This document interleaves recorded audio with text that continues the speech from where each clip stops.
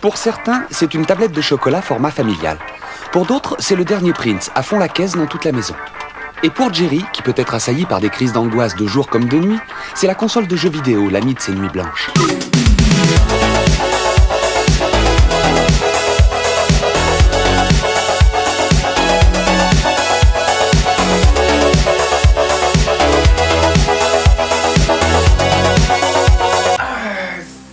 Salut à tous, et content que vous soyez toujours là pour le deuxième épisode. Le premier épisode a super bien marché, à ma grande surprise. Alors je me suis dit, de quoi on pourrait parler? On tape dans le fond du problème. Alors en gros, on est la génération qui font le plus de burn-out, le plus de dépression. Les 18-35 ans, c'est ceux qui prennent le plus d'antidépresseurs pour terminer la semaine.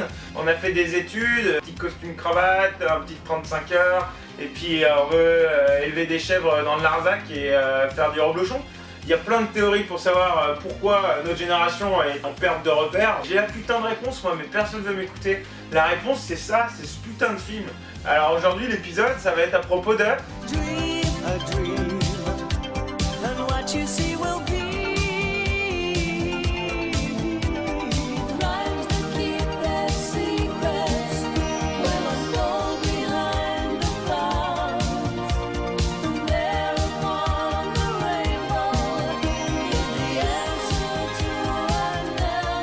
Alors, je vous le remets dans le contexte un peu pour ceux qui psychologiquement sont passés à travers, et Dieu merci pour vous. C'est l'histoire d'Atreyu, un mec super cool qui doit sauver la princesse et un royaume enchanté avec son fidèle destrier Artax. Ton rêve c'était d'être toi Rufio de Hook.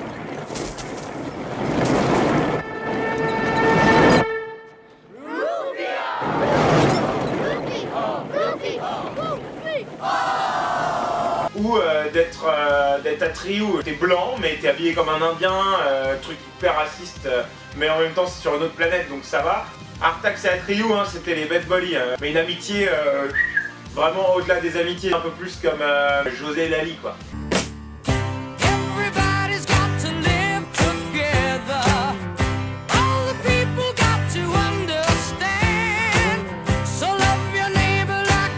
Imagine-toi avec papy mamie qui te l'ont loué au vidéoclub du coin et tu te dis putain mais c'est la plus belle chose du monde ce film, moi aussi je vais avoir un copain comme ça et dès demain je vais m'acheter un petit poney. Et donc les producteurs et les réals ils se sont dit wow, on leur en donne un peu trop là, le royaume il est trop magique, le film il est extraordinaire, les effets spéciaux sont réussis, les personnages sont charismatiques. Alors les gamins qui ont grandi en bouffant du Yes et en sirotant du Virgin Cola.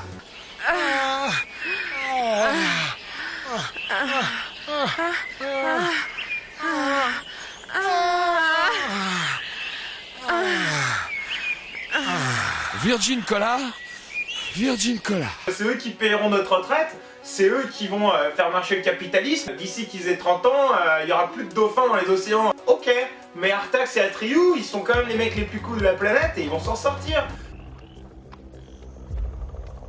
Atreyu et Artax avaient parcouru les montagnes argentées, le désert des espoirs ruinés. Le désert des espoirs ruinés. Crikey dingo. Mais en vain.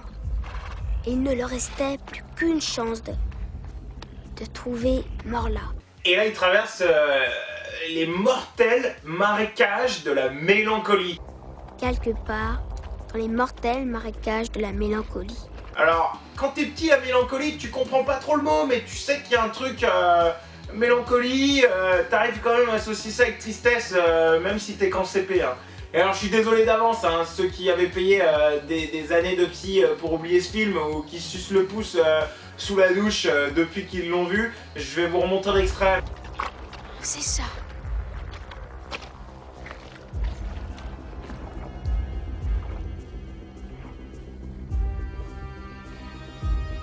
Avance, Artax.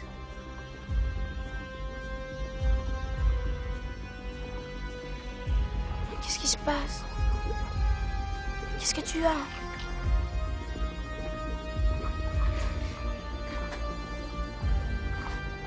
Il faut avancer. Qu'est-ce qui te prend? Je vois.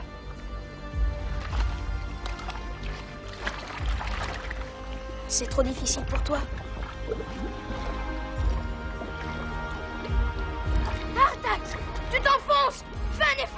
Retourne-toi! Vite, retourne-toi! Viens! Artax! Lutte contre la tristesse! Artax! Artax, je t'en prie, te laisse pas envahir par la mélancolie des marécages. Tu dois essayer. Tu dois y arriver. Pour moi. Tu es mon ami. Je t'aime. Artax! Imbécile de cheval! Il faut que tu bouges, sinon tu vas mourir! Bouge, s'il te plaît! Je te laisserai pas faire! N'abandonne pas! Artax! J'en prie! Et attention, hein, il meurt pas en mode j'ai sauvé mon pote, hein, genre je me suis battu contre une meute de loups, ou j'avais plus que 2 jambes, mais j'ai rampé et je lui ai apporté de l'eau. Non, non, non, non, mec, il meurt de quoi, Artax? Il meurt de tristesse. Ton meilleur ami arrête d'avancer parce qu'il est trop triste. Parce qu'il est putain de trop triste, mec. Parce que la vie est trop dure. Et ça, mec, enfin, t'es petit, tu t'y attends pas. Et puis généralement, l'histoire sans fin, tu l'as maté avant 1994, hein. Tu l'as maté avant Le Roi Lion. Donc tu l'as maté avant que Disney parte en couille aussi, hein. Mais au moins Mufasa, il se fait buter à cause de Scar. Donc tu te dis, ok, Le Roi Lion, c'est triste, hein, encore un traumatisme, c'est la vie, mais ça te donne plus un truc du genre, il y a des fils de qui sont généralement ta propre famille, et voilà. Et là, il n'y a aucune justification. Ça t'apprend juste que tout ce que t'aimes va mourir, et que tu peux rien y faire. Que t'as beau tirer dessus, la tristesse de la vie tue les gens. Et ça, mec, ça t'enlève ton âme. C'est exactement pourquoi toute notre génération est fuckée. C'est parce qu'on a regardé un putain de cheval mourir de mélancolie. Donc après la mort d'Artax, c'est à ce moment-là que le dragon labrador vient sauver Atreyu. J'adore les enfants. Tu as parlé dans ton sommeil. Oui. Oui.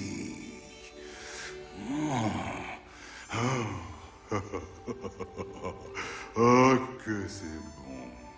Et alors le film il s'arrête pas là, hein, je veux dire, bon, je pensais que c'était à peu près le seul problème, mais en fait en ayant regardé le film avec un œil d'adulte, j'ai relevé plein de trucs qui sont abusés. Par exemple, le film commence quand même avec le héros qui se fait poursuivre pour se faire racketter son argent. Alors du con, t'as du fric pour nous aujourd'hui?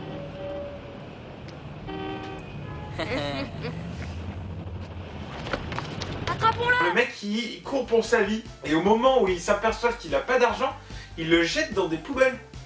Ce qui est pas mal à noter aussi, c'est que quand même Bastien se met tout seul dans la poubelle, hein. Il les aide, hein, pour te dire à quel point c'est une sous-merde dès le début. Je me fais déjà racketter, j'ai pas d'amis, allez je vous aide, hein, je me fous tout seul dans la poubelle. Hein. À partir de là, parce que les scénaristes ils se faisaient des lignes de coke, il s'enfuit dans une librairie. Tu t'aperçois bien que la librairie, le mec il gagne pas un rond, hein, parce qu'il y a personne dans sa librairie, et ben il vole un livre. Il vend un livre, mais il laisse une petite note qui dit je l'ai volé, t'inquiète, je te la ramènerai un jour, t'es petit, tu mets le truc et comme bon bah voilà, il s'est pas fait punir, à aucun moment dans le film on en revient là-dessus. En gros, le gamin se fait harceler pour qu'on lui vole de l'argent et lui-même va voler un vieux monsieur dans une librairie. Donc la boucle est bouclée, je veux dire ça t'apprend en gros ben la vie est soit une avec la vie et ainsi de suite. Si les gens te volent, bon bah vole les autres. Hein. Un autre moment qui est complètement dingue aussi, c'est son père. Hein. Il faut savoir que Bastien il a perdu sa mère. Son père qui se fout de sa gueule. Hein.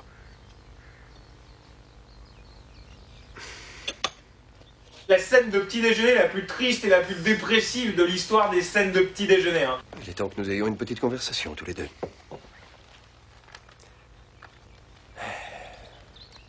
Ton professeur de mathématiques m'a appelé hier. Elle m'a dit que tu dessinais des chevaux sur ton livre de maths. Des licornes. Pas des chevaux, des licornes. Des quoi? Rien. Elle m'a dit aussi que tu avais remis en retard les devoirs à faire à la maison.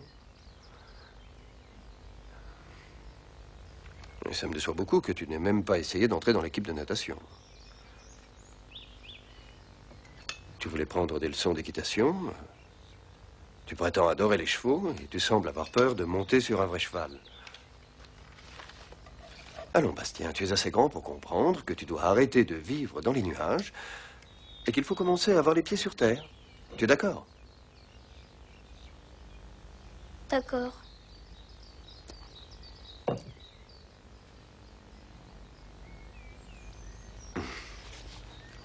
Ne rêve plus éveillé. Il faut affronter tes problèmes. D'accord? D'accord. Parfait. Bien. Nous venons d'avoir une conversation très utile. Nous devrions en avoir plus souvent. Alors, passe une bonne journée.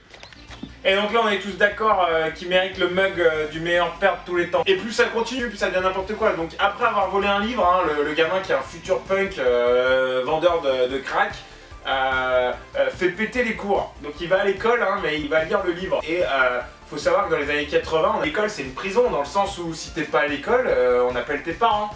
Donc probablement ce qui s'est passé, c'est qu'ils appellent le père en mode bon ben votre enfant est pas à l'école. Le père a dû dire putain mais qu'est-ce que vous avez branlé parce que moi je sais pas où il est non plus. Par le temps qu'il finisse de lire le livre, le gamin, l'école est finie, il fait nuit. Voilà, merveilleuse idée, qu'est-ce qu'il fait? Il rentre chez lui? Il prévient son père? Non, il allume des bougies et il lit le livre. Et là pareil, hein, ça on revient pas sur ça. Après là on va à donc la scène où il y a Atreyu qui est le seul à pouvoir sauver la princesse, il est dans la tour d'ivoire, donc les adultes rien à foutre, les magiciens rien à foutre, les êtres magiques rien à foutre, personne peut, c'est un gamin avec son cheval qui est capable de trouver la solution. Même dans tout le film, t'apprends jamais vraiment ce qu'est la princesse, une clamédia ou une mestère à con et du coup personne veut s'en mêler et seul un gamin innocent qui a aucune idée de ça peut aller chercher le remède. Et puis juste après, bien sûr, l'espèce de magicien, le mec qui lui demande de partir à la quête, lui dit Je ne puis te dire que ceci. Il te faudra partir seul. Il te faudra abandonner tes armes derrière toi. Tu devras affronter d'immenses dangers. Ai-je une chance de pouvoir réussir? Je ne le sais pas. Et là tu te dis mais attends, est-ce complètement con? En quoi laisser ses armes ça va l'aider dans sa quête? En gros c'est vraiment la grande vadrouille à Fantasia quoi. Mes souliers, mon vélo. Oui, qu'est-ce que c'est? Et donc si vous êtes toujours pas d'accord avec moi hein, sur ce que je suis en train de développer, que l'histoire sans fin et un film qui a détruit 3 générations, il rencontre aussi le mangeur de rochers. Alors le mangeur de rochers c'est le personnage le plus dépressif de la planète. Hein. Il a une voix qui te donne envie de t'ouvrir les veines. Se plaint du fait que ces snacks, ces rochers, ils ont moins de goût qu'ils en avaient avant et que du coup il a moins de plaisir à faire des choses, il a moins de plaisir à manger, il a moins de plaisir à faire tout ce qu'il faisait avant. Nous avions des rochers dignes des grands gourmets. Seulement maintenant, ils ont tous disparu. Syndrome typique d'une dépression, hein. C'est vraiment la définition de la dépression, c'est perdre le goût aux petites choses de la vie. Hein. Oh. Écoute, le néant sera là d'un instant à l'autre. Je vais rester ici et le laisser m'emporter. C'est clairement un aveu qui va rester là, assis à attendre de mourir. Et donc là tu te dis mais putain, est-ce que c'est toujours un film pour enfants? Est-ce qu'il y a une once de bonheur dans ce film? Donc t'as 6 ans, le mec il s'accroche à un arbre, il essaie de survivre au rien. Ensuite t'as le moment génial où Bastien doit trouver un nom à la princesse, hein, parce que s'il lui donne pas de nom, Fantasia meurt. Il doit me donner un nouveau nom. Et c'est super triste hein, parce que probablement qu'elle a jamais eu de prénom hein, cette princesse. Du coup le mec il réfléchit pas, hein, il lui balance. Mais le nom le plus pourri du monde quoi. Et donc là la princesse elle explique à Bastien qu'il a le droit de faire un vœu et que ce vœu va se réaliser et qu'il peut, servir à reconstruire Fantasia. Bon bah Bastien il va voter pour la paix dans le monde, l'amour, la fin de la famine. Et ben non mon pote, qu'est-ce qu'il fait Bastien? Il retourne dans le vrai monde pour aller foutre la trouille aux 3 gamins qui l'ont attaqué dans l'intro. Ils ont l'air vraiment apeurés, alors est-ce qu'ils ont peur d'un dragon géant ou ils ont peur d'un serial killer avec un couteau qui leur court après avec un sourire démoniaque? Bah réfléchis bien parce que je vais te faire un petit moment à la Karine de Bach. Et si tout n'était que l'histoire d'un enfant qui perd complètement la boule hein. Si Bastien fait vivre Atreyu en lui lisant l'histoire, ça veut dire que en fait Atreyu est dans la tête de Bastien. Donc ça veut dire qu'en fait que tout le film on est dans l'esprit complètement machiavélique et torturé et dépressif d'un enfant.